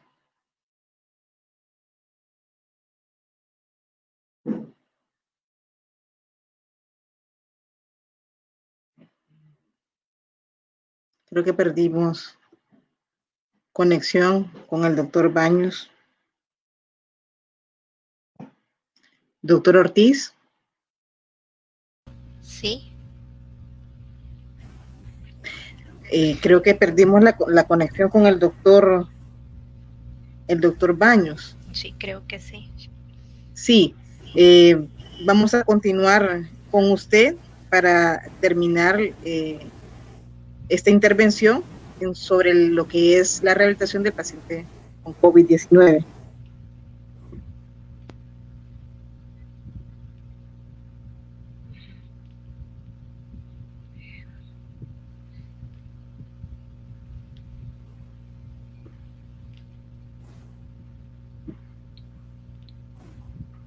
Se ven, ¿verdad, Melissa? Sí. Ok. Bueno, sí. Buenas noches, gracias por la invitación a participar en este evento. Después de la magnífica presentación que hizo el doctor Baños, yo les voy a hablar acerca del programa de rehabilitación respiratoria que estamos manejando en el Seguro Social. Solo recapitulando que cuando hablamos de rehabilitación respiratoria se refiere a un proceso a través del cual los profesionales de la salud junto con paciente y familia trabajan en equipo para poder alcanzar y mantener una mejoría en la capacidad funcional y en la calidad de vida relacionada con la salud. Y los objetivos del programa es controlar los síntomas, optimizar la función pulmonar, mejorar la capacidad de esfuerzo y controlar los factores psicológicos. Muchos han confundido rehabilitación respiratoria con fisioterapia respiratoria y son dos cosas totalmente diferentes, ya que la fisioterapia respiratoria es únicamente uno de los componentes del programa de rehabilitación respiratoria, acompañada de la educación, el entrenamiento muscular tanto de miembros superiores como los inferiores, el apoyo psicoemocional, el soporte nutricional y la terapia ocupacional. Cuando hablamos de fisioterapia respiratoria, entonces esto se refiere a técnicas encaminadas a la limpieza bronquial, o sea, técnicas de higiene bronquial y también la parte de ejercicios respiratorios. Nosotros nos enfocamos más en la parte de ejercicios respiratorios porque en los pacientes COVID, la tos con la que mayor se presenta es tos seca, no tos productiva. Y estas técnicas se van a aplicar en estos pacientes que son generadores de secreciones y donde el beneficio sea mayor que el riesgo. Entonces, en el Centro de Rehabilitación del Seguro Social de San Pedro Sula, contamos con un equipo de trabajo multidisciplinario para manejar el programa de rehabilitación respiratoria y ese va encabezado, ¿verdad?, o dirigido por fisiatría, ayudado por medicina interna, los fisioterapeutas, licenciados en educación física, terapeutas del lenguaje, licenciados en psicología, tenemos médico del trabajo, trabajadoras sociales, enfermería, y teníamos neumóloga, ¿verdad?, que nos ayudaba, pero lastimosamente la reubicaron por la infección de muchos médicos en la parte hospitalaria y que ha tenido pues que ir a cubrir a los pacientes COVID. Y idealmente dentro del programa necesitamos a una nutricionista, pero lamentablemente no la tenemos. Y la necesitamos ya que uno de los mayores factores de riesgo que hemos visto en nuestros pacientes es la obesidad. Entonces necesitamos cambiar el estilo de vida de estos pacientes. Bueno, el programa del que yo les voy a hablar es más que todo fase 2 o fase extrahospitalaria. Nosotros los dividimos en circuitos que duran 30 minutos cada uno y tenemos la terapia respiratoria, tenemos gimnasio aeróbico y gimnasio de resistencia, tenemos terapia ocupacional y la terapia grupal. En la terapia respiratoria nos enfocamos básicamente en 4 ejercicios, que son la respiración labios fruncidos, la respiración abdominodiafragmática, respiración costal y los ejercicios de expansión torácica. Aquí podemos sumar también los ejercicios de fortalecimiento del diafragma. En la parte de la respiración con labios fruncidos, esta técnica nos ayuda, ¿verdad?, para disminuir la dificultad respiratoria en los pacientes y se realiza introduciendo aire por la nariz, ¿verdad?, y exhalando por la boca con los labios fruncidos. Esta exhalación debe de ser lenta y prolongada y, como pueden ver en los números, dura el doble que la inspiración. Tenemos la respiración abdominodiafragmática en diversas posiciones, ¿verdad? Posición acostado y posición sentado. Acostado, entonces le pedimos al paciente que coloque una mano sobre el abdomen, que respire profundamente por la nariz, llevando el oxígeno a lo más profundo de sus pulmones, elevando el abdomen. La mano que está sobre el abdomen nos garantiza que hay movilidad del mismo. Y para la expiración pedimos que lo haga por la boca con los labios fruncidos y la mano que está sobre el abdomen que haga una autocompresión de la cavidad abdominal. Entonces aquí tenemos en posición acostado inicialmente y según la evolución del paciente vamos a hacerlo en posición sentado. Y como les mencioné, también el fortalecimiento del diafragma, ya que con esta técnica lo que hacemos es movilidad del mismo. Entonces pedimos al paciente, colocamos en el abdomen una pesa de 1 a 3 libras y le pedimos al paciente que inspire profundamente por la nariz, elevando el abdomen y a su vez la pesa. Puede hacer una apnea que puede ir de 3 a 10 segundos y posteriormente la salida de aire por la boca con los labios fruncidos. Tenemos aquí la respiración costal. Aquí el paciente coloca sus manos sobre la cavidad torácica, introduce aire profundamente por la nariz, elevando la cavidad torácica, y al exhalar lo hace con los labios fruncidos y la mano sobre la cavidad torácica, lo que nos ayuda es a hacer una autocompresión sobre la misma. Y tenemos también los ejercicios de expansión torácica, en donde en posición acostado, con los brazos junto al tronco, pedimos al paciente que inspire profundamente por la nariz, elevando los brazos al máximo, y luego exhale por la boca con los labios fruncidos, bajando los brazos nuevamente a la posición inicial. Esto es en decúbito supino. Aquí lo tenemos en posición lateral, ayudado por un terapeuta. Entonces aquí, al inspirar, se eleva el hombro hasta 90 grados y al expirar, entonces regresamos el brazo junto al tronco e incluso puede hacerse una autocompresión de la parte lateral de la cavidad torácica. En posición acostado, igual en la explicación anterior, inspiramos por la nariz elevando los brazos y expiramos por la boca bajando los brazos a la posición inicial. Podemos hacerlos con movimientos laterales, con movimientos anteriores de tronco y con movimientos horizontales de miembros superiores. Cuando el paciente ya maneja bien la parte de los ejercicios respiratorios previamente dichos, entonces podemos incluso colocar pesas que va de 1 a 3 libras y hacemos lo mismo que les mencioné anteriormente, inspiración por la nariz con elevación de los brazos hasta 90 grados y podemos hacer también uso de bandas de diferentes resistencias siempre con el juego de la inspiración por la nariz y la expiración por la boca con los labios fruncidos. Aquí les presento algunas imágenes de los pacientes que hemos manejado en el centro de rehabilitación. Tenemos aquí una respiración abdominodiafragmática en posición de cúbito supino, en posición sentado, donde hace una inclinación anterior para forzar la expiración, fortalecimiento del diafragma con una pesa, movimientos, ejercicios de expansibilidad torácica laterales, y también en posición de pie podemos hacer uso de bastones y aquí tenemos también uso de bandas elásticas.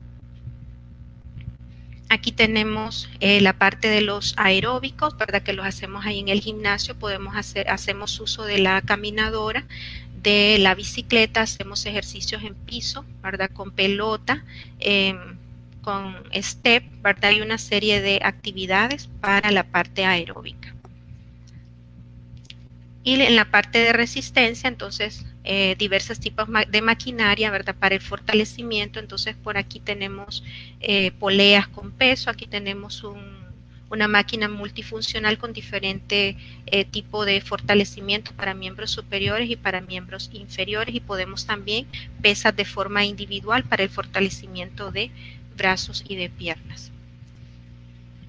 En la parte de terapia ocupacional nos sirve básicamente para el fortalecimiento de miembros superiores, también para la independencia máxima en autocuidado y hemos visto que en estos pacientes post-COVID pues quedan bastante, ¿verdad? Con algún problema de polineuropatía, con alteraciones en las destrezas finas de mano y esto pues se trabaja aquí en terapia ocupacional mejorando las destrezas y mejorando la fuerza de miembros superiores. Y tenemos la parte de terapia grupal, que este es liderado por psicología, donde se trabaja la parte psicológica, la parte emocional, donde se imparten charlas, ¿verdad? Básicamente para mejorar su estado emocional en el paciente, ya que tiene muchos problemas de estrés, ¿verdad? Temores, ¿verdad? De volverse a reinfectar o de haber infectado a su familia. Y incluso ahí, entonces, con la participación de los residentes de segundo y de tercer año, entonces también implementamos algunos temas como ser plato saludable, las técnicas de ahorro de energía, importancia del ejercicio físico, ¿verdad? Y de la parte pulmonar y otra serie de temas que los aborda psicología. Importante que, como les mencioné, todo lo anterior era más que todo fase 2, o sea, la parte extrahospitalaria. El doctor habló bastante, ¿verdad?, de lo que es la parte intrahospitalaria y solo recalcar que en la fase 1 hospitalaria es necesario tratar de sacar al paciente de la cama y podemos iniciar haciendo elevación progresiva de la cama, ¿verdad? Hasta poder llevarlo a posición sentado y con vigilancia estricta de los signos vitales, llevarlo a orilla de la cama y posteriormente poderlo bipedestar. E incluso en la fase 1 que manejamos en nosotros, entonces al paciente se le enseña a caminar con el uso de andador. En el centro de rehabilitación también diseñamos un trifolio, ¿verdad?, informativo, ¿verdad?, para distribución a la población en general, donde se habla de generalidades del ejercicio, las indicaciones de cómo hacerlo y los ejercicios detallados, ¿verdad?, para que el paciente los pueda realizar en casa. Las veces que lo tiene que realizar, uno les recomienda que lo hagan de 3 a 5 veces al día y pueden empezar por 3 repeticiones hasta más o menos 10 repeticiones. Entonces, el centro de rehabilitación del Seguro Social, nosotros iniciamos la atención en fase 1 a partir de abril y fase 2 a partir de mayo. Actualmente hemos atendido en fase 2 240 pacientes, de los cuales hemos dado planes de casa en 115 pacientes, planes cortos que van de 1 a 3 semanas, 39 pacientes, y los planes largos que van de 4 hasta 12 semanas a 86 pacientes. Ya hemos dado de alta a 52 pacientes y actualmente entre planes cortos y planes largos tenemos 47 pacientes dentro del programa. La mayoría de los pacientes egresados ya están incorporados en su trabajo. Algunos pues pidieron vacaciones para terminar de recuperarse en casa, ¿verdad? Pero nos ha ido muy bien. Hemos tenido pacientes que incluso han llegado oxígeno dependiente, ¿verdad? A nivel de silla de ruedas, y se han rehabilitado muy bien. Inicialmente el programa nosotros lo impartíamos 3 veces a la semana.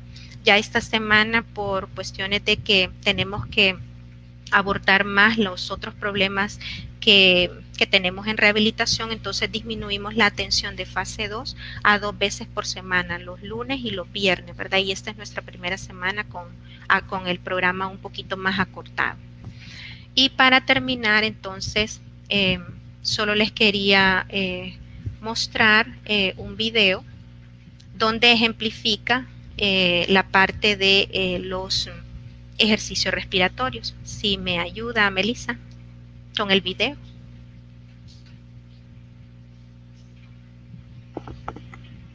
Hola. Sí, el ingeniero Andrés, si nos puede ayudar con el video, por favor.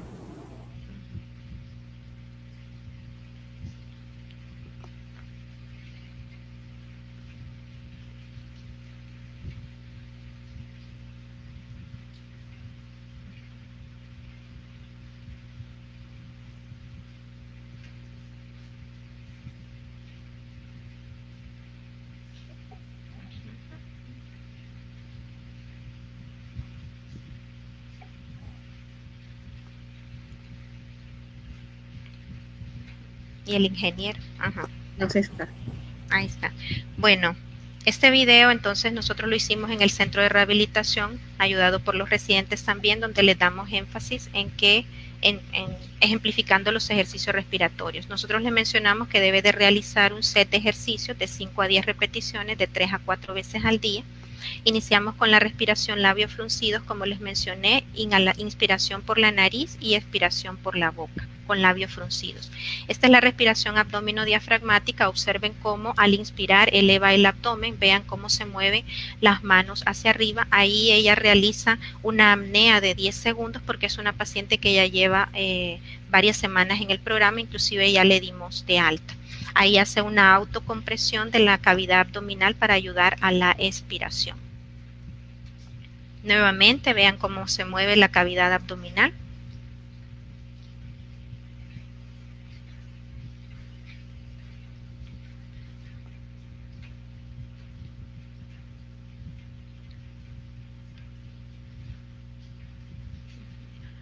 Luego tenemos la respiración costal, ¿verdad? Idealmente es colocar las manos sobre la cavidad torácica, pero aquí lo hicimos así para que pudieran ver cómo se mueve la cavidad torácica. Si tuviéramos las manos aquí, entonces las manos harían una autocompresión en la expiración. Y observen que ella también, por su tiempo de evolución, ella ya realiza apneas también de 10 segundos.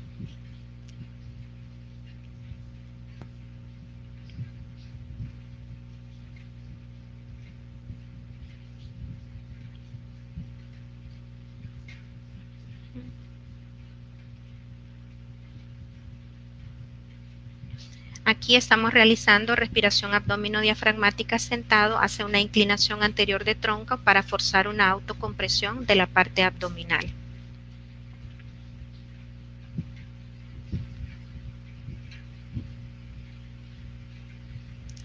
Aquí observen en el abdomen cómo se va a elevar la pesa con movimiento por la movilidad del diafragma, ¿verdad? Para fortalecer el diafragma y movilidad de la parte abdominal.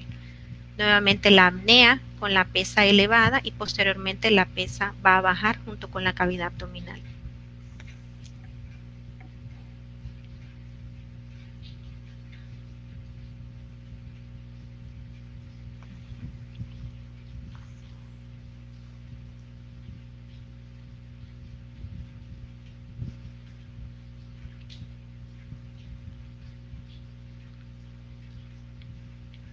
Aquí tenemos movimientos de expansibilidad torácica en posición lateral. Vean, hace una inspiración profunda por la nariz elevando el brazo y posteriormente en la expiración lleva el brazo nuevamente al tronco.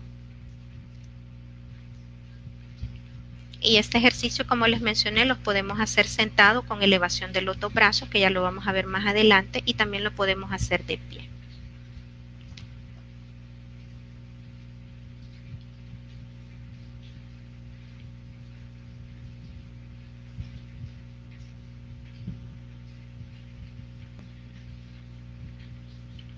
Aquí pueden ver movimientos, elevación de los hombros, ¿verdad? Y en la expiración baja los brazos. Aquí no está realizando tanta apnea, lo está haciendo más corta. Aquí tenemos otros de movilidad de la caja torácica, ¿verdad? Con inspiración y movimientos laterales de tronco. Y la expiración llevando al centro nuevamente.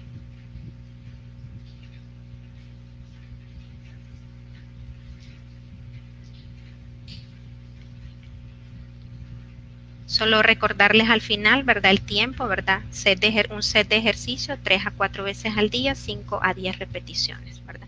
Y en eso, pues, un video corto que ejemplifica básicamente la parte respiratoria, y es lo que nosotros hacemos en el centro de rehabilitación. Combinamos otra serie de ejercicios, pero el punto básico son estos ejercicios que les mencioné al inicio. Ya actualmente, pues nosotros fuimos el primer centro asistencial que empezamos a manejar pacientes COVID, tanto en fase 1 como en fase 2, pero ya actualmente se está manejando fase 1 y fase 2 en el Seguro Social de Tegucigalpa. Crila en Ceiba ya está atendiendo fase 2 y Teletón ya está atendiendo también fase 2, o sea que ya se está manejando un poquito más a estos pacientes, ya que como Seguro Social pues no tenemos pues cobertura, ¿verdad?, a toda la población, sino que es una población selecta. Gracias.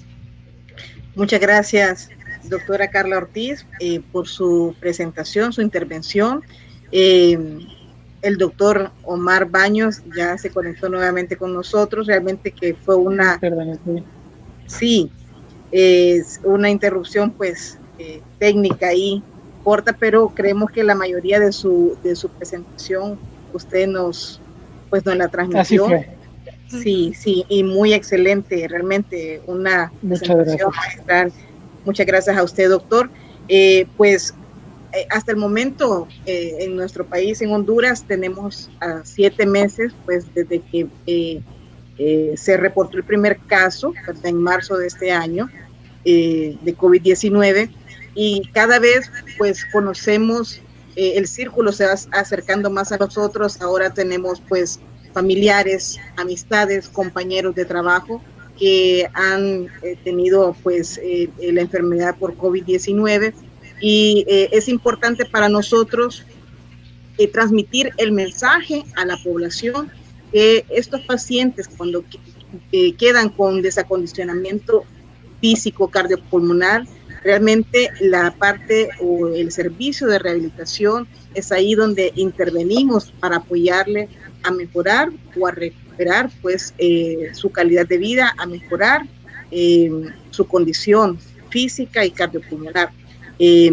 Doctor Baños, si usted nos puede pues dar un mensaje a la población sobre su experiencia que ha tenido pues más con los pacientes con COVID-19 en México. Bueno, aquí sobre todo hemos tenido bastante problema en condiciones de adaptarse a las nuevas medidas y estrategias de prevención. Mucha de nuestra población había en un principio sido renuente a los cambios tan drásticos que significa pues no interactuar socialmente, disminuir la posibilidad de convivencia. Esto parece que impactó de manera intensa en mucha de la población, lo que veíamos en otros países, ¿no?, donde la policía pues tuvo que generar toque de queda. Aquí afortunadamente no llegamos a ese punto, pero lamentablemente por tener una densidad de población tan enorme como es la Ciudad de México, que tiene más de 30 millones de habitantes, la población global del país con más de 130 millones de habitantes, pues genera que pues, las necesidades y los requerimientos de atención en salud tengan una capacidad enorme para poder sostener la cantidad de pacientes que se están infectando y complicando simultáneamente. Esto actualmente no ha terminado. Seguimos con cadenas de contagio activas. Afortunadamente la población ha aprendido a tomar las precauciones mínimas para contrarrestar efectos que tal vez en muchas ocasiones fueron asociadas a que ya algún familiar cercano, algún amigo cercano, algún conocido cercano, pues empezaron a ver que esta condición sí tiene implicaciones graves. Eso permitió mejorar la conciencia de nuestra población, a su vez que los mecanismos de transmisión de la información a través de los medios masivos de información favorecieron mucho con información idónea, información bastante fácil de comprender, bastante reflexiva y a través de programas que lograron extender esta información a la mayor parte de la población. Yo creo que estas fueron las claves que nos permitió frenar a la fecha. Sobre todo ya hemos visto una disminución en las condiciones en que veíamos que los pacientes llegaban en fases tan avanzadas donde las posibilidades de apoyarlos eran muy pobres, eran muy pocas. Actualmente ya los pacientes aprenden a contrarrestar los efectos iniciales de la enfermedad, a reconocer los efectos iniciales de la enfermedad y recibir una atención médica más oportuna. Eso también ha sido un factor adecuado. No dejar avanzar a los pacientes hasta donde los componentes de disnea y fatiga y de deterioro respiratorio requieran un abordaje complejo, con altos costos, con altos requerimientos de manejo hospitalario complejo, una gran cantidad de profesionales de la salud que tengan que estar implicados en el programa. Entonces, el saberse proteger y sobre todo reconocer a tiempo las condiciones de deterioro para un manejo oportuno ha sido una clave del éxito que hasta ahora esperemos que se mantenga, y esperar que exista alguna estrategia de tratamiento que a la fecha pues no la hay. Yo creo que para nosotros esto va a llevar tal vez un año más con estas condiciones de cuidados y de restricción social, pues que ha generado la necesidad de cambiar los hábitos de vida a todos niveles. Esto va para largo todavía. Yo les reitero, no se confíen, por favor. Cuídense como si tuvieran el coronavirus, protéjanse de los demás como si tuvieran el coronavirus, ¿sí? No bajen la guardia, por favor. Protejan a su familia, a sus familiares que tengan condiciones de comorbilidad, que son las que principalmente generan que sean lábiles a condicionar complicaciones asociadas a esta infección. Pacientes de edad avanzada, familiares de edad avanzada, diabetes, presión alta, cardiopatías. Sí, cuídense mucho, cuídense a sus familiares. Y bueno, ese sería mi mensaje. Muchas gracias. Muchas gracias, doctor. Importante en nuestro país. También se han hecho estudios y la mayoría de los pacientes que se han complicado han sido pacientes con comorbilidades, más que todo con diabetes, también con obesidad, ¿verdad? Hay colegas realmente que hasta el momento llevamos más de 40 colegas que también han fallecido a causa de COVID-19, porque se han confiado, como usted nos mencionaba antes, pues como médicos tratamos de tratarnos nosotros hasta donde podamos y realmente no debemos esperar complicarnos para buscar una ayuda profesional. Gracias, doctor Baños, por su intervención. Doctora Carla Ortiz, su mensaje, por favor. Bueno, como mencionó el doctor Baños, lo más importante es protegerse, ¿verdad? Hay mucha gente que no cree que existe el COVID y que es algo que el gobierno lo ha inventado, pero no es cierto, ¿verdad? Y nosotros estamos trabajando con ello y definitivamente sí deja muchas secuelas, inclusive en personas que tuvieron tal vez un COVID leve, tienen secuelas. Y nosotros hemos visto muchos problemas, por ejemplo, de memoria a corto plazo. Los pacientes se les olvida todo y pues deben de tratar de trabajar esa parte. Y la cuestión emocional tratar de ayudarles, ¿verdad? Para que puedan superar ese problema.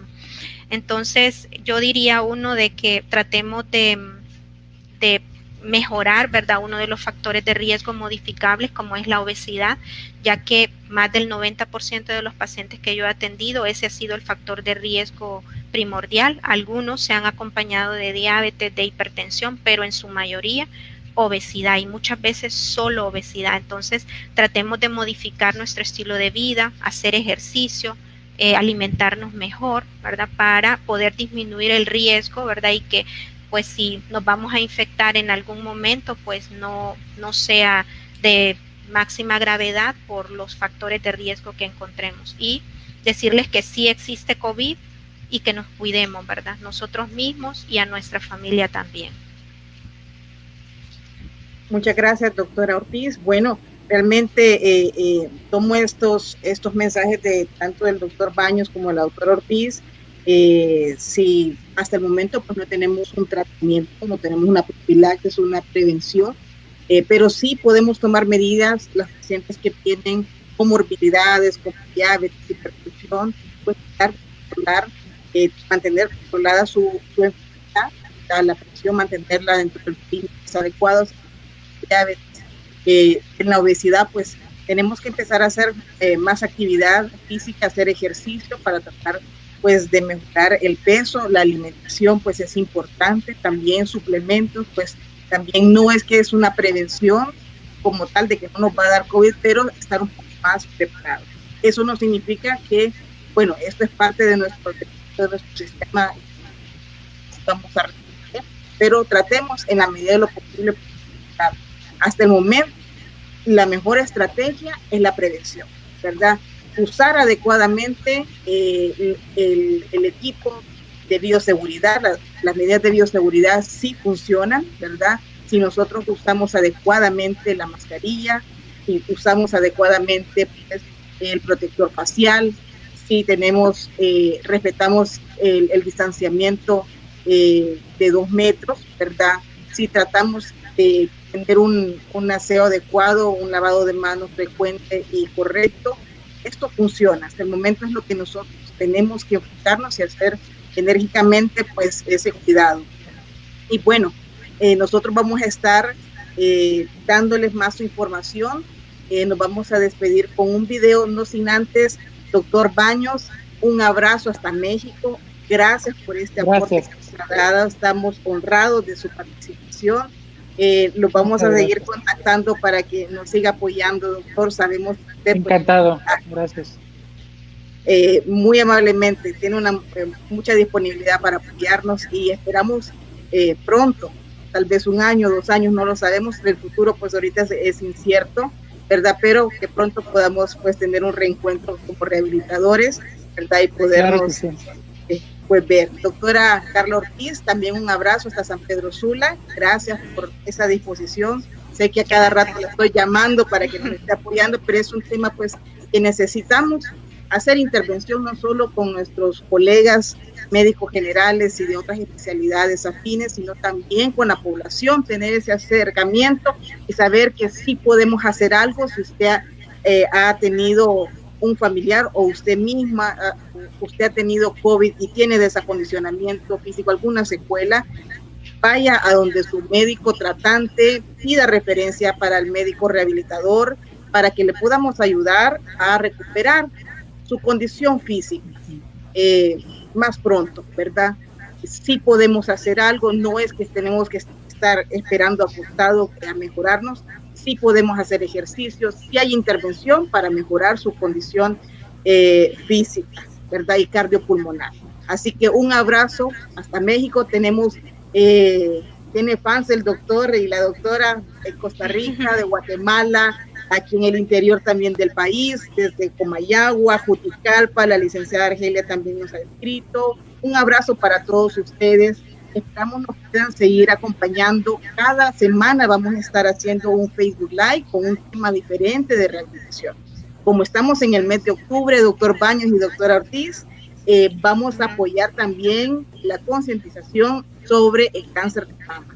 Así que el próximo martes a las 7 de la noche, la doctora Vanessa Uclés, quien es nuestro referente en rehabilitación del paciente con cáncer y cuidados paliativos, va a estar apoyándonos con este tema tan importante que le estamos dando también esa importancia. Así que un abrazo para todos ustedes. El ingeniero Andrés, le voy a pedir que para finalizar pues nos deje un video que es un poquito es corto, y para que sea un poquito más pues didáctico y las pacientes puedan, nuestros espectadores puedan ver también qué ejercicios pueden hacer el paciente cuando ha pasado esa fase aguda, ¿verdad?, sobre los ejercicios respiratorios en el paciente con COVID-19. Un abrazo a todos. Bendiciones. Abrazos, hasta luego. Gracias. Gracias. Saludos.